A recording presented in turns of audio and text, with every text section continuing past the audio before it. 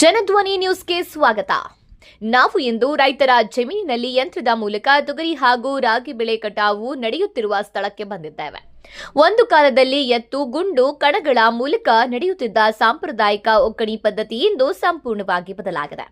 ಎತ್ತುಗಳ ಜಾಗವನ್ನ ಟ್ರ್ಯಾಕ್ಟರ್ ಹಾಗೂ ಯಂತ್ರಗಳು ಪಡೆದುಕೊಂಡಿದ್ದು ಗ್ರಾಮೀಣ ಸೊಗಡಿನ ಕೃಷಿ ಪರಿಕರಗಳು ಕಣ್ಮರೆಯಾಗುತ್ತವೆ. ಮುಂಗಾರು ಹಂಗಾಮಿನಲ್ಲಿ ಬಯಲುಸೀಮೆಯ ರೈತರು ಶೇಂಗಾ ಬೆಳೆ ನಷ್ಟದಿಂದ ಸಾಲದ ಸುಳಿಗೆ ಸಿಲುಕಿದ್ದರಿಂದ ಈ ವರ್ಷ ಹೆಚ್ಚಿನ ಸಂಖ್ಯೆಯಲ್ಲಿ ತೊಗರಿ ಬಿತ್ತನೆ ಮಾಡಿದ್ದಾರೆ. ಮಳೆಯ ಅಭಾವದ ನಡುವೆಯೂ ಅಲ್ಪ ಸ್ವಲ್ಪ ಬೆಳೆಯಾದ ತೊಗರಿ ಬೆಳೆ ಈಗ ಕಟಾವು ಹಂತಕ್ಕೆ ಬಂದಿದ್ದು ಯಂತ್ರಗಳ ಭರಾಟೆ ಜೋರಾಗಿದೆ.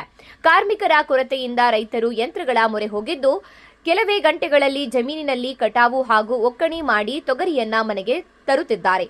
ಯಂತ್ರ ಕೃಷಿ ರೈತರಿಗೆ ಸಮಯ ಹಾಗೂ ಶ್ರಮ ಉಳಿಸುವಂತಾಗಿದೆ ಎಂಬುದು ರೈತರ ಅಭಿಪ್ರಾಯವಾಗಿದೆ.